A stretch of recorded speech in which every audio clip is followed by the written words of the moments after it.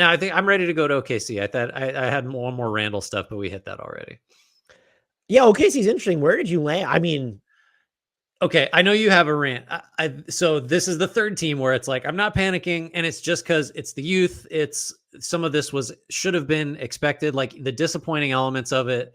Jalen Williams didn't have a series that he was going to be happy about. Chet rough day for Holmgren, you. Yeah, tough personally. Chet Holmgren wasn't consistent enough.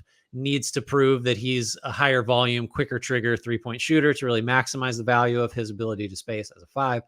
The rebounding was a problem. The rim protection was a problem, like all that stuff. But it's like, what did you want from this team? Like, this is their first like deep run. They learned a lot. They know what the issues are.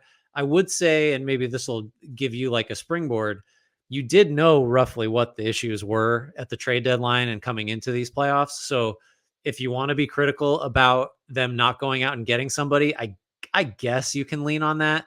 To me, I don't feel like they blew some opportunity is like a credible take because they didn't go trade a bunch of picks for somebody this summer. I think they do need to add like a real upgrade on Giddey. That's just the spot in the line in the rotation that has to be better, like in a major way. And then if not him, even the next guy you look at is probably Dort. Like, can we get somebody that's a bigger offensive threat that can do stuff with the ball there? Is it worth sacrificing, minimizing or removing his defense from the team? I don't know. But the Thunder exceeded expectations. They too, like Denver, will absolutely be back. I'm more confident that they will be better than I'm confident that Denver will get better. So it's just, we'll get into the offseason. But for them, it's like, you need to add a huge piece this summer because you're close to good enough. And now is the time. But I don't feel like you can, in a serious way, really knock them for like literally anything that happened in losing to Dallas. Apparently you can, because I saw, and it was mostly before their loss, that they should have been more aggressive at the trade deadline. I have so many thoughts there. And I had tweeted after I took an edible. I don't know that they kicked my responses. The edible had kicked in, but I was like, it was rolling off me. People were mad that I was stupid. I didn't care. I told you before, I was like, that might be the key. I just need to be high all the time. I think they made the right call not being more aggressive at the deadline, because now you have all this information to instruct your future. Everyone's response was, well, we knew they needed to get bigger. And so that's not the only thing that went wrong in this series. You already talked about it. Yes, they were out rebounded. They lost the second chance points. I think it was 98-67 or 97-68, whatever. That's a big difference. You know what else also happened, Grant? PJ Washington and Derrick Jones Jr. hit 33 threes to J-Dubs and Chet Holmgren's 14. Yeah. If they were going to there's no fucking big man short of Nikola Jokic that would have come, or Joel Embiid coming and shift the fortunes of those series. Just if those guys aren't like, not even just how poorly J-Dub kind of fared on offense and ditto for Chet Holmgren, but also like what was happening with PJ Watt and Derrick Jones Jr. just hitting so many threes. Yeah. I think too, like in a little bit the same way of how we're evaluating Denver in the wake of losing to Minnesota, like Dallas is just, that defense is really fucking good. It's just that there's no more, more like, will it hold up or like how real? No. Like the defense is great. And it's just enough like buy-in from Luka, and Kyrie's playing the best defense I think I've ever seen him play. And Washington and Gafford and Jones are just like, the athleticism and the physicality is so sustainable. Like that's such a real thing. I'd be stunned if they didn't. Like, what is this conference finals going to be like, by the way, with these two defenses? We're going to have a lot of games, I feel like, in the 80s and 90s. Yeah. I mean, I'm kind of here for it. I don't mind the low scores if they're played that hard. I think we need to talk about, so you said that the Thunder they needed information. They got information. Well, like some of it was confirmed. Some of it's a little new. So like, where are you looking now? 33 million in cap space, potentially, unless you start trimming with like separate trades or whatever. And all the picks. Here was also my issue though, to wrap up on, because the response I got was like, well, they could have been the team that traded for Daniel Gafford. Daniel Gafford was a -58 in this series. I know he played for the Mavs, not the Thunder. But so much of what the Thunder do, they want to play 5 out. And if you put Daniel Gafford or another traditional big on the floor, you are going to change the spacing in a way that makes it more difficult for Shai Gilgeous-Alexander and J-Dub to create on drives, which, by the way, it was already super difficult to create because the Dallas Mavericks were both physical, flying around and packing the paint anyway. And so and guarding Giddey with a center. So it's like you say 5 out, it's 5 out, but only 4 of those guys get guarded. And really it's more like 3 because Lou Dort, they're not guarding him like the way they would other shooters. And so they've decided they want to play 5 out. You need to find someone who fits that motif. And so what you needed to do if you wanted, and we both would have been on board if they made a big move, but you needed to find someone who is, one, a substantial upgrade over big Jalen Williams, 2, been able to play beside Chet, and 3, been the difference in this series specifically. Right. Who did they pass on that would have been the difference in this series specifically? And do you know, this is twofold here, and this will tie into what happens this offseason. PJ Washington was someone that we had talked about them getting. He might have made a huge difference. I don't really know how much he would have helped their rebounding purposes. So many people, including us, perhaps mistakenly so, I still think there's a lot to play out for this. If the cost was a top 2 protected first round pick, I would not have told the Thunder to go get PJ Washington. And so unless you sat there and said they should have beat that offer in the moment, I don't want to fucking hear it. I don't want to hear it. And to that end, the players that you said substantial upgrade, you know when most of those substantial upgrades become available? It's not in the middle of the season. It's over the offseason. That's when these bigger names, I don't think they could get him. I think he will stay in Utah. But if you wanted Larry Markkinen, would it have been easier to get him from the Jazz at this year's trade deadline or over the offseason? Don't even answer it because it's not a real question. It's over the offseason. Yeah. That's when that stuff tends to develop. And you mentioned their cap space. And the other thing that they could do, I know everyone's going to be focused on maybe they still need to get bigger, but like you talked about this with Giddey, but it's also Dort. Like if you're subbing out Giddey and it's going to be an actual shooter, honestly, how much bigger do they need to get? Like, yeah, you're always going to give up the deficit on the glass, but if you playoff proof your spacing against defense, not even just the shot making, because look, J-Dub and Chet Holmgren, spoiler alert, they'll play better. It'll happen. If you're going to preserve your spacing or put players on the floor, we saw it a little bit with Isaiah Joe, but he's even a guy where defenses are okay with just, it's Isaiah Joe. It's not. Right. So if you're getting someone, maybe it's a wing, but that's why if it was OG Anunoby as an example, you're not getting too much bigger. Like you're getting someone who could defend all 5 positions. I know that's an exception, but you could get Mikal Bridges and that will solve a lot of your issues, not your rebounding one, but like no team is going to be perfect. And I honestly believe you're going to have to make concessions if you want to play 5 out to optimize Shea and J-Dub. Like there's just going to be concessions made. And yes, could you get another big body throw out those backup minutes? Sure. Who could make reads in the center of the floor, be more of a roller than Chet Holmgren? Sure. They would not have helped you win this. They would have helped you, but they wouldn't have been the difference in this. Like again, a star, sure. But Anthony Davis, yeah, he might have helped you win this series. Like, okay, go, yeah. Like spicy take. I don't know who the name is I don't know if you've thought about names for them, but I think they have so many options, not just because of the assets and the cap space they have, but because that what they need, it's been boiled down to they just need to get bigger and more physical. And that's not true. Like, yes, it could be an option, but like you have different avenues to explore. And I think the bigger one, I think maybe a majority of Thunder fans, maybe they're not after the series, but there feels like we talked about the Tibbs cycle earlier in the podcast. There's like this weird on the court cycle with Josh Giddey where it's, he hits it like, oh no, he can't be on this team, to it's, he's hitting enough of his threes. And it's, yeah, like you just sign him and like figure it like to now it's, no. We see and by the way, that's the information you needed that you couldn't have been sure of. Would the Josh Giddey fit endure into the playoffs the way that it did during the regular season? The answer is now no. They know it for sure.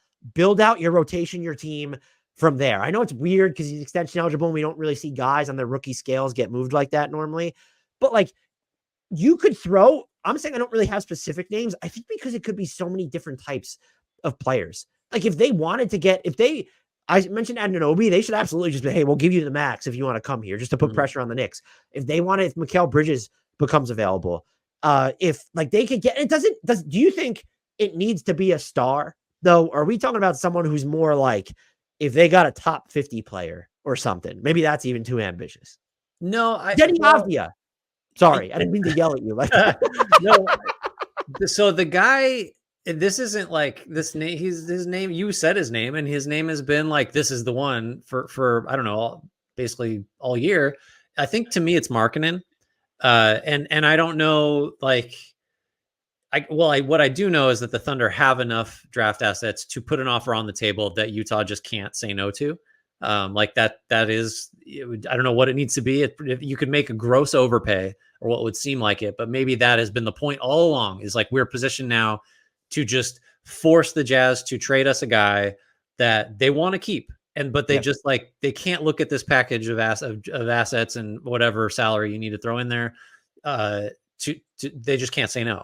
The reason, so the Holmgren piece of it complicates things like kind of in a good way. Cause I'm okay with going forward with Holmgren as your quote unquote lone big or as your 5. By the way, he was a rookie this year. And could it just be that playing so many games caught up to him after not one, never playing that many, but also you had a year in which you just weren't playing. And like, he's an all defense caliber guy already. Like you can the rebounding. Sure. Like, I don't know how you're going to crack that, but I think you're right in that you are just going to have to make some concessions to play the way you want to play to optimize the talent you have. And that might be one of them. The rebounding may just never improve. It's not like they need to get like a ton better. They can get a little better at that stuff. And then maybe that's all it takes. And you're in the conference finals and that's all you can ask. So the reason I like Markkanen is he's the anti-Giddey in that like he's going to be moving around off the ball. He's a catch and shoot threat.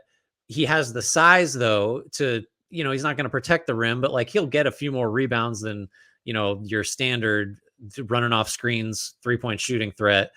And like, I just think defensively you have enough elsewhere that if you're concerned about Markkanen's defense, like you could just hide him someplace. But it's like, it's nice to hide a guy that's 7 foot, as opposed to what do we do with Josh Giddey? What do we do with Isaiah Joe? So just like getting the shooting and the size and the upgrades. I do think like the Dort piece is really, that's not your first like option of like, where are we upgrading? It's obviously the Giddey spot, but like if Cason Wallace who already defensively is like, he's not Dort, but like he's real close for a rookie. Like it's shocking how close he could potentially get to Dort's defensive level, like as soon as next year. And if he's going to shoot more threes, then like suddenly Dort is just like, well, now we're paying him too much for what we need him to do. So I think Wallace developing could make some Dort decisions happen sooner than later. Not that you have to do anything there, but I think Markkanen is just the right piece for this team. I think I would agree with you on Markkanen. By the way, there was some trolling done, and I'm here for jokes, but the Thunder helped the Mavericks get Gafford, and again, Gafford is not the reason the Thunder lost the series. They also helped them get Derek Lively. Yeah, directly.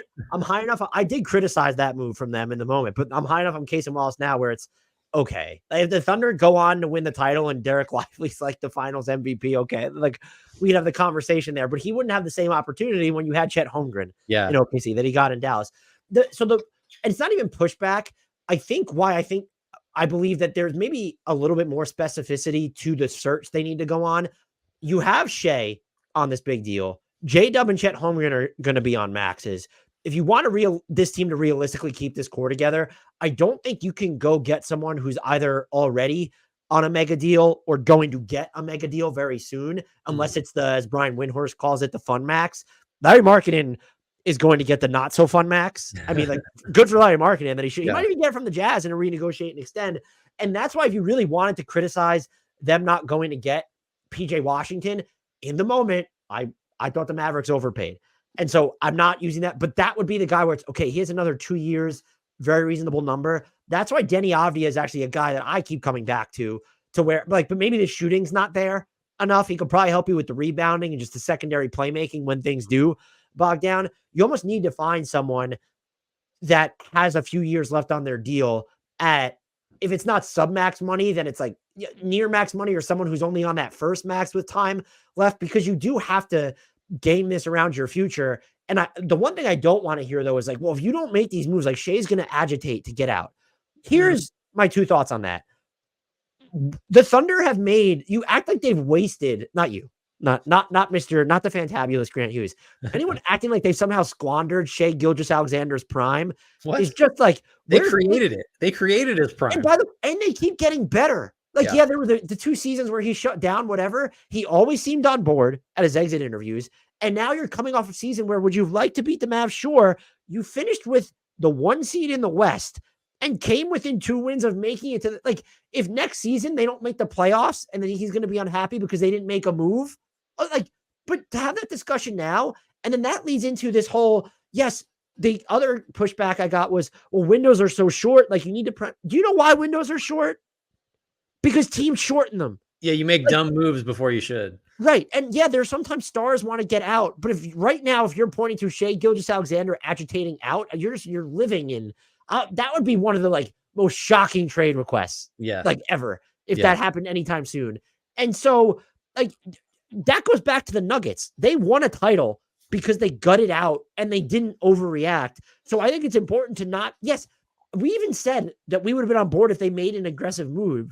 The fact that they didn't is not a cardinal sin. And hey, by the way, everyone, you can go ahead and denigrate it now. It was pretty universally complimented when they went out and got Gordon Hayward. Mm-hmm. He seemed disappointed in his role, and maybe they didn't give him enough of an opportunity, but every time I watched him in the Thunder, you got him so that he might put pressure on defenses, basically. He just wasn't even looking at the basket most of the time. So yeah, he was there's expectations, which I think this reaction is good. The over-the-top ones in the sense that it's great the Thunder have these expectations. It's fucking cool. Mm-hmm.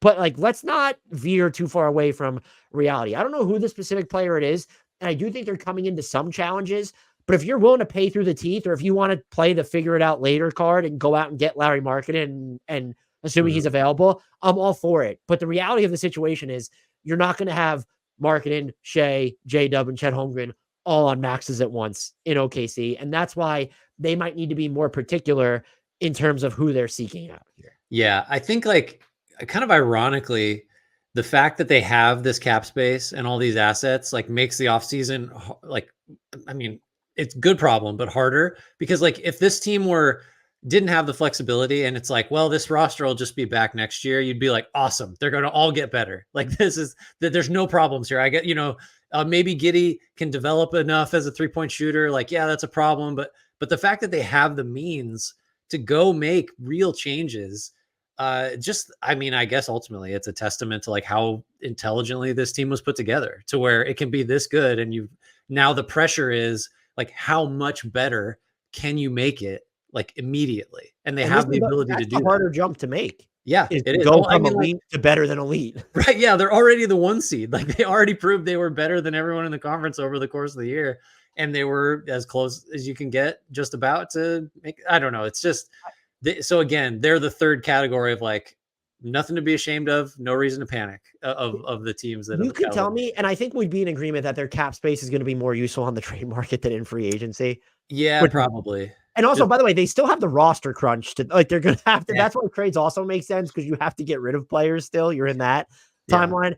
But if I told you they went and they added Denny Avdia or Kyle Kuzma or John Collins, I know a lot of people were on the John Collins train too. You probably feel a lot better about how this team is looking next season. You haven't solved everything, but you've gotten bigger when you pull out Josh Giddey. Mm-hmm. And I think the floor spacing, the Denny Avdia stuff is just the volume is so low. But in terms of John Collins and Kyle Kuzma, just throw out non-star X. You would feel better about this team having gotten better, and that might actually make all the difference to them, because they have the bones of this team that can contend. And I just can't understand being mad that they didn't go all in on a move that didn't exist. There was actually a couple people that said, well, this is a really hard question to answer. When I posed that, I was like, no, fuck. That's a hard question to answer. But that's what needs to go. And I'm guilty of it too. When we're grading the trade deadlines, well, why didn't Team X do this? Right. It wasn't out there. And yes, the Thunder can create their own trade market, but then would you have been on board with them giving up 2 first-round picks for PG? I can't. Well, and just to illustrate how unlikely. So Dallas made the biggest trade that impacted the trades, I guess, if you want to split Gafford and Washington up in terms of postseason impact, by far the biggest in-season trades of any team still playing, right? Unless I'm Yeah, like Was it like just a bit? I mean, James Harden to the Clippers, but like, and but, then at the deadline, there's all these teams. Oh, go ahead. We hated it. We hated it. We thought that's too much. That wasn't worth your few limited draft assets. Like neither Washington nor Gafford gives you enough that's different or better or anything. And that's just an illustration of like, so if the Thunder had done that, we probably would have been like, it would have been different because they have just this trove of draft picks. They could just set shit on fire. It's like, all right, like whatever. So we would have been probably less down on it had it been the Thunder. But that's just all to say, like, even the trade that now looks like, oh my God, can you believe they were able to do it? At the time was like, that was dumb by Dallas. It seemed dumb. It seemed like the wrong move. Because I'm sure I said, even if this works out great, just what Dallas has now is not good enough to begin with for like someone like the best versions of Washington and Gafford to put them over the top. And like, that was wrong on well, every count, I guess. So we were both, just throw me in there. We were both. No, it's fine. But that's just to say, like, anyone like maybe to just tie all the way back to what you were saying, like anyone clamoring for the Thunder to have pulled off, like whether it's that trade for those players specifically or something else, it's just like, I just don't think there was a no-brainer or anything close to it out there. And I think the discussion is fair. So everyone I've referenced, there was no one specifically because all the responses were in the same vein. Although there was one specific response, remember who it was, saying, well, maybe the players they gave away for Gordon Hayward could have helped. And I was like, Davis Bertans and Trey Mann? Like, what are we doing here? Like, no.